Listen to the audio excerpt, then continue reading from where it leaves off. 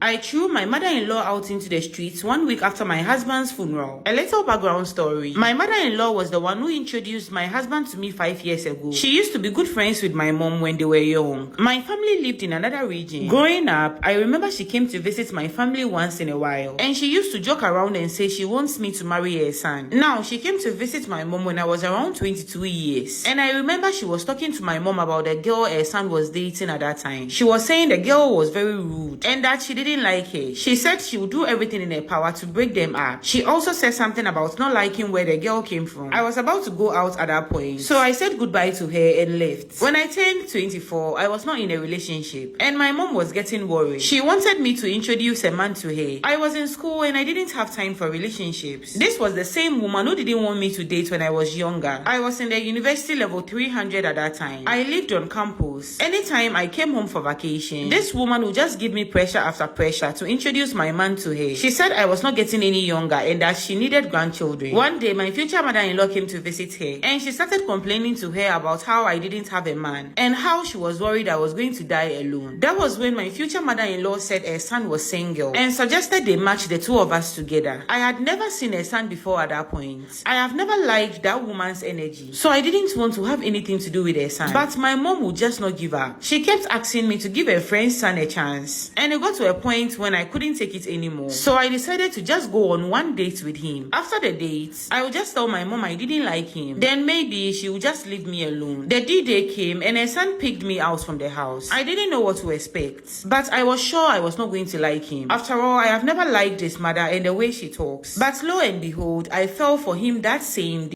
I never believed I could fall so fast and so easily for a man. He was nothing like his mother. He was a very handsome guy and he was very soft-spoken. He had kind eyes and a positive outlook on everything. I knew that day I wanted to marry him. I knew I wanted to spend the rest of my life with him. When I came home later that day after the date, my mom was sitting outside the gate waiting for me. I couldn't even hide the smile on my face when I saw her. When she looked at me, she knew immediately that the date had gone well, and she started dancing and singing praises to God. I don't even know why she was overreacting. Before I went to bed that day, I received a text from him saying he couldn't wait to see me again, and that was it. We started officially dating within a month. One day, out of the blue, I received a call from his mother. She said she wanted to get to know me better. I didn't want to be alone with this woman. Like, there was just something off about her. She always made me feel so uncomfortable. But I was dating her son, and I wanted to get along with her, so I went. And we were talking, everything was great, till she started talking about her son. I think that is when my hatred for her started. She spoke about her son as if he was a child. She wanted me to keep tabs on him and report back to her. She said she needed someone who would be keeping her updated about what her son is doing since she's not always with him. Like, the whole talk was crazy. If it were not to be for the fact that I really liked this man, I would have run out of the relationship there and then. After she finished talking, I told her I was not comfortable on keeping tabs on her son for her. If she wanted to know something about him, she should just ask him. I could see her face change after I told her this, and the only words that left her mouth after that was, "We shall see." And this woman tried everything in her power to break us up. Because of her shenanigans, her relationship with my mother went sour. I was not ready to give up on her son, and her son was not ready to give up on me. So everything she did never worked, and she did a lot of things to break us up. The day we got married, this woman actually wore a wedding gown, like a long straight gown that looked exactly like a wedding gown. Everybody at the ceremony was looking at it. By God's grace, we got married and we moved from the city she lived in. We started life somewhere else and we were happy. This woman called her son one day and said she had been to the hospital. The doctor said she has high blood pressure and advised her not to be on her own. So I immediately suggested we look for someone to go look after her in her house. But I don't know how this woman did it, and she ended up in our house with us. I think she cried and begged her son to allow her to come stay with us for a few weeks. I was 5 months pregnant at that point. The few weeks turned into 2 months, and it was very difficult living with this woman. So I asked my husband to send her packing back to her house. That is when we found out she had sold her house and had given the money to a young boy she was dating for a business investment, who had later run away with the money. So she lied about her having high blood pressure. Her son just couldn't throw her out, so she had to stay with us for some time as she looked for accommodation for her. And it was when he was going to meet an agent to look for a house for her that he had a car accident and died on the spot. I just lost my whole world that day, and in a way I blamed my mother-in-law for it. But I knew she had also lost her son, so I kept my feelings to myself. The things this woman did after her son died is another story altogether. She made my life a living hell. She made everything all about herself, as if she was the only one in pain. pain. I don't even know how I survived his death. And because I was pregnant, I went through a lot. After we buried him, I was in my own little world. I didn't want to see anyone. I just wanted to be alone. My mother-in-law was still staying with me at this point, and I did my best to avoid seeing her in the house. One day, this woman saw me in the kitchen preparing some food to eat. She looked at me without saying a word for some time, and then she asked me all of a sudden, out of nowhere, that, "Are you sure this baby is for my son?" I just turned to look at her and I blacked out. I woke up in the hospital, and when the doctor told me my mother-in-law had requested a paternity test, I just lost it. This woman was evil, and I didn't want her anywhere near me. Like, how can you do this in my situation? And I almost lost the baby because of her. I asked her to pack her things and leave my house. She said she didn't have anywhere to go, but I told her I don't care. I didn't want her anywhere around me. I gave her some money and chatted an Uber for her. Did I overreact? Am I the asshole? Let's follow and niche your opinions, babes. Please drop some below.